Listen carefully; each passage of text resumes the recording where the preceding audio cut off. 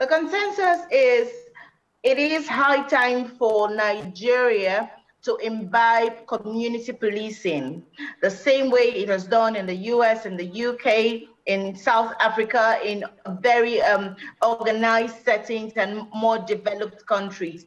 One of the takeaways from that meeting, I mean, I'm sure you would have seen the video of the rep of the Inspector General yesterday saying community policing is not because the Nigerian police is weak.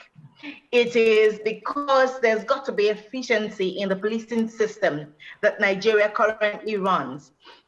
So the common consensus there yesterday is Nigeria is ripe for community policing. How do we get to do this community policing if it is just the Nigerian police or the NSCDC that is saddled with the responsibility of policing the populace? Now, we live in a country where we have over 200 million persons, and then the number of policemen in the country is currently not even enough to police up to 70% of the population. Now, most of these policemen who offer services like bodyguarding, like normal security for lives and property, you know, are many a time available only to be attached to rich men, to be attached to VIPs. Now, who polices the normal Nigerian? Who polices the Nigerian in the market, the Nigerian, you know, in the school and all of that? And this is the reason this is close to the reason why we have a lot of terrorist attacks, bandits, and all of that. There's hardly enough policing to go around, and then the Nigeria police, the NSCDC, and and then private security agencies have been able to, in this conference, agree that we need community policing. Now, it's got to be a merger between the Nigerian police, the Nigerian police.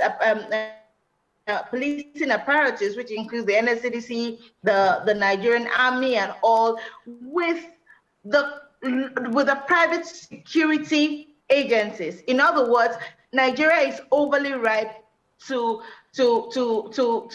grow its private security industry. That was most of the submission that was made, you know, on at this conference today. That Nigeria is ripe to have a merger between the Nigerian police force and the private security organizations, the same way it is done in more developed African countries like South Africa, the same way it's done in the US, in Canada, and in the UK. It's got to be replicated at home. So there's got to be a synergy between the private security agencies and then the security apparatus that Nigeria already has. Thank you for that summation. Now, this is coming on the heels of the NSAS report, which indicted the Nigerian army on the human rights violations at the Lekki toll gate. Now, how effective will this meeting be in addressing that issue? Well, you know, yes, I mean, it's been a conference that's taking quite 2 days, and in all of these 2 days, one thing that has been very prominent is that the media is not keeping quiet. The media is saying, how do we, you know, ensure that this is not just another talk shop? How do we ensure that we hold you accountable as a third estate of the realm?